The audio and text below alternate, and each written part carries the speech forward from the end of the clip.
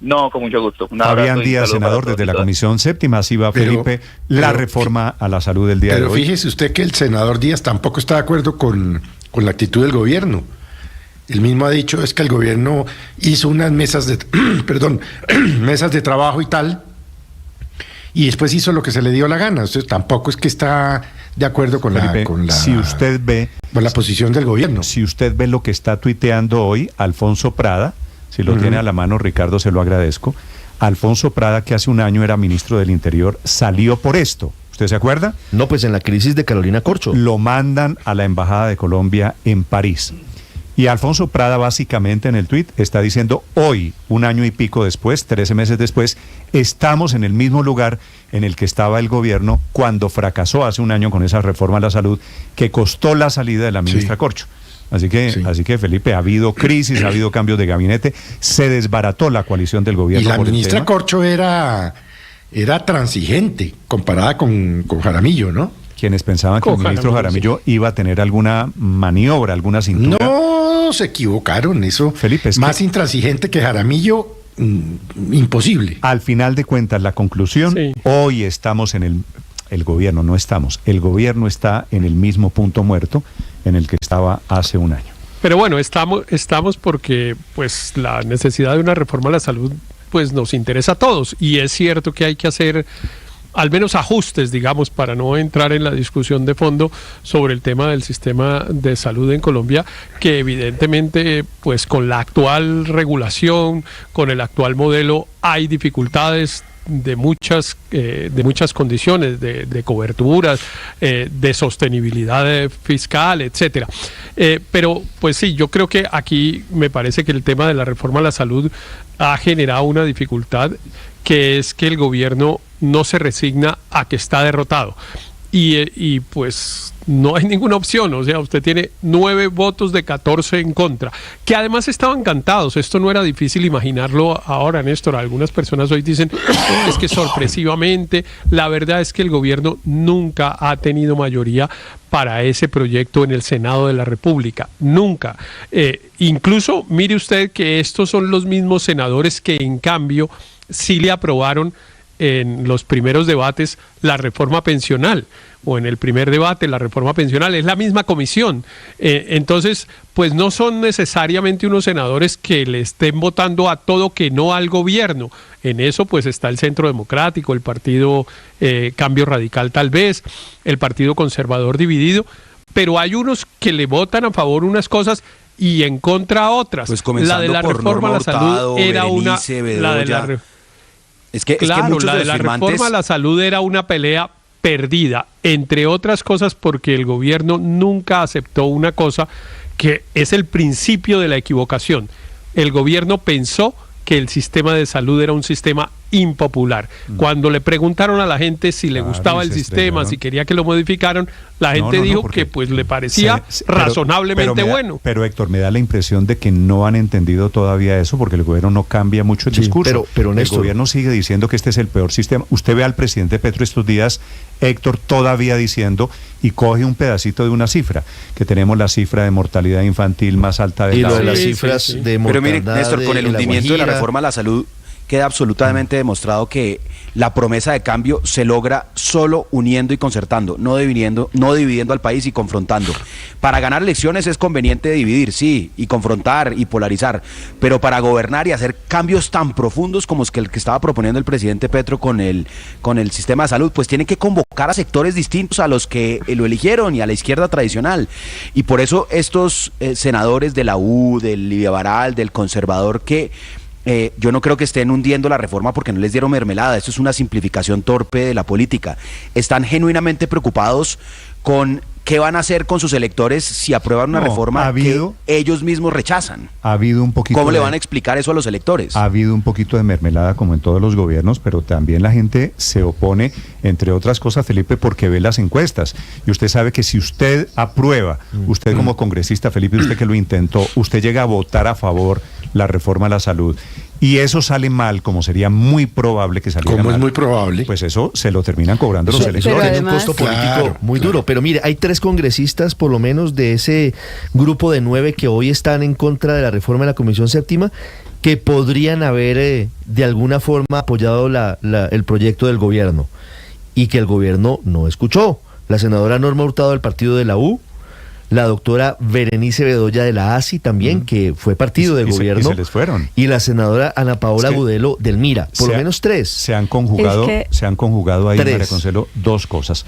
Un proyecto audaz, porque iba a acabar básicamente con todo el sistema de salud. Era un nuevo sistema de salud. Pero fuera de todo, una actitud intransigente del gobierno. Es todo o nada. Es que hablando de esa intransigencia, yo quiero volver al trino del embajador Prada, que dice literalmente, se dañó que estuvieran a punto de aprobarla por la testarudez que desconoció los avances y acuerdos.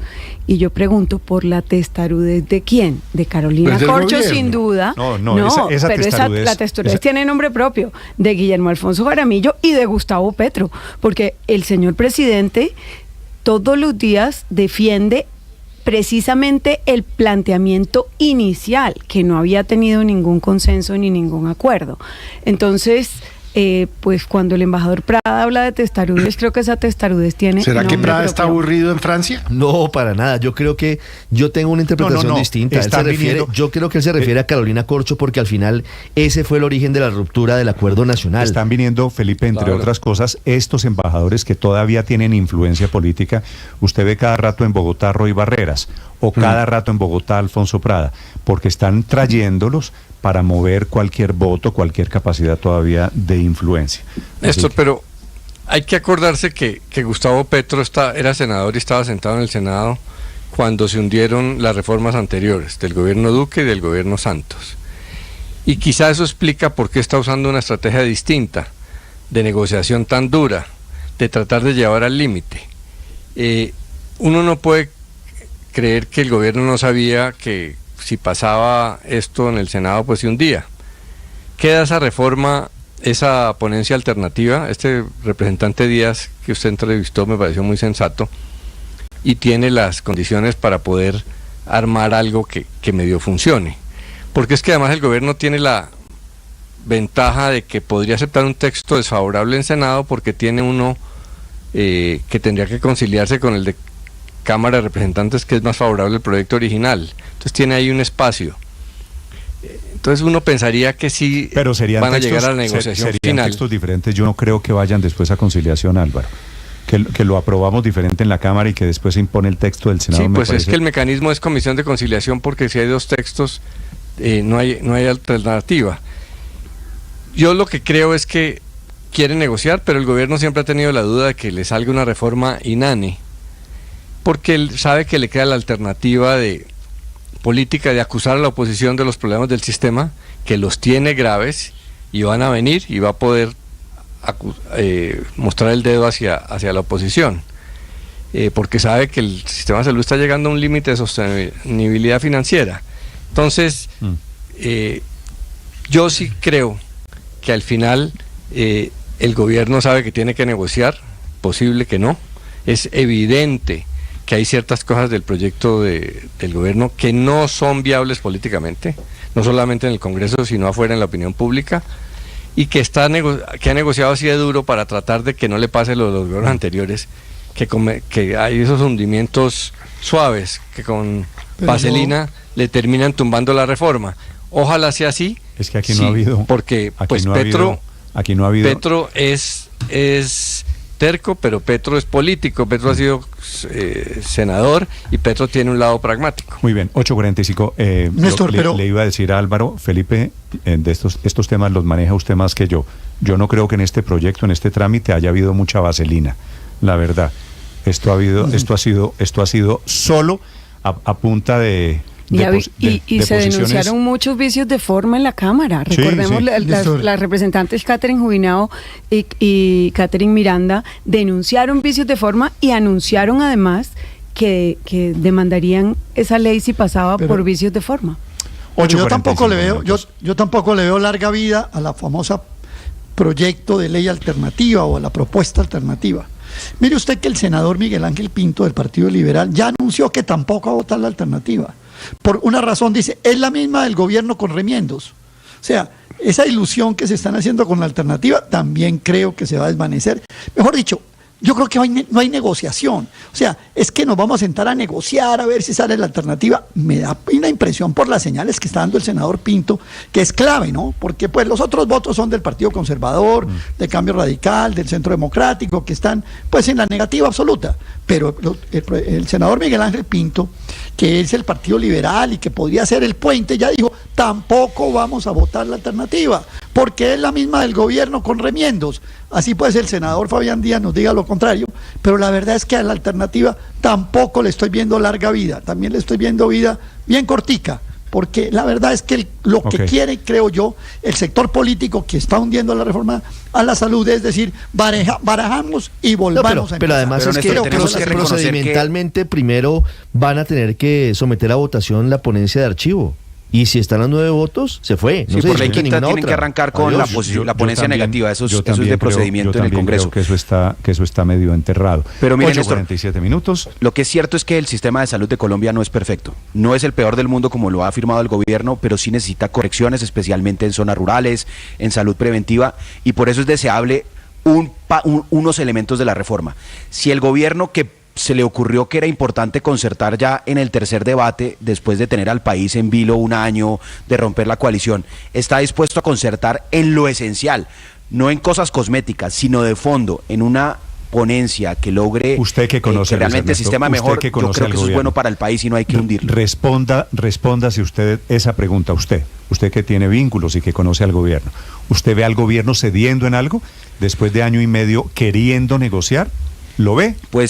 Pues yo sé, Néstor, cuando hubo las primeras discusiones, el mismo presidente Petro en reuniones con la ministra Corcho cedió muchos de los temas que la ministra después quiso hundir, que a eso se refiere exactamente el embajador Prada, que era ministro del Interior en ese momento. No han cedido en nada. Esa intransigencia venía mucho más de la ministra y ha persistido, y debo reconocer aquí en estos micrófonos que me equivoqué, ha persistido con Guillermo Alfonso Jaramillo, a quien yo pensé que era una persona mucho más conciliadora.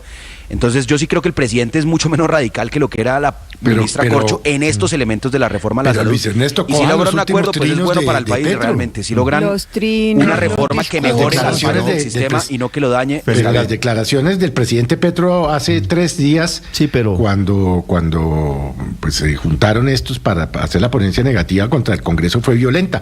Bueno, pues ustedes verán qué van a hacer con eso. Nosotros ejecutamos. Como la frase María Camila, nosotros... El gobierno actúa. El gobierno actúa. Lo que pasa es que no es intransigencia. Una cosa es lo que dice el presidente y otra cosa es lo que está pasando tras bambalinas. Ayer en el Consejo Político que convocó Laura Sarabia, empezaron a buscar salidas a la situación, pero buscando puntos para ver de qué forma, Ricardo, ya no sea para esta legislatura o en una nueva reforma, porque seguramente el próximo semestre vendrá un nuevo proyecto, pues tendrán que ceder, tendrán que concertar si quieren que pase. Si no quieren que pase, pues seguirán en la misma tónica. Con el agravante de que es que los pero además cada vez va a tener menos fuerza el gobierno, ¿no? O sea, el gobierno en la medida en que pasa... El gobierno en la medida en que pasa tiene menos capacidad de maniobra en el Congreso, por supuesto. Se tiene el cuento ese de que el primer año es del gobierno, el segundo es de los congresistas, y ya no me acuerdo cómo es ese dicho, pero lo cierto es que quiere ilustrar que el gobierno pues cada vez va perdiendo incidencia porque los congresistas empiezan a pensar en su próxima elección y en los candidatos a reemplazar al presidente. Y entonces, pues, si no lograron hablar con ellos en el primero y en el segundo año de gobierno, en los siguientes es imposible. Pero me llamó la atención, Néstor, un trino del embajador Prada, que lo estaba revisando aquí a propósito de que ustedes mencionaron su cuenta, y el embajador Prada, antes del trino que ustedes comentaban, escribió uno que decía que él cree que es el momento de un acuerdo nacional e invita a estudiantes, a sectores sociales, etcétera, a convocarlo. Y quiero decirle que ese es un tema que se ha venido conversando por algunos sectores, que es hay unas reformas que se necesitan, bloquear al gobierno pues está bien y legítimo, digamos, desde el punto de vista político por parte de sus opositores, pero termina siendo negativo para la sociedad que necesita que las reformas se adopten. Y entonces, pues por ahí está corriendo la idea de convertir eso en un proyecto de ley de iniciativa ciudadana, no para apoyar al gobierno, sino todo lo contrario, digamos, para buscar los puntos de encuentro que el gobierno ha sido incapaz de encontrar en el Congreso. No, y que yo no veo muy cercano.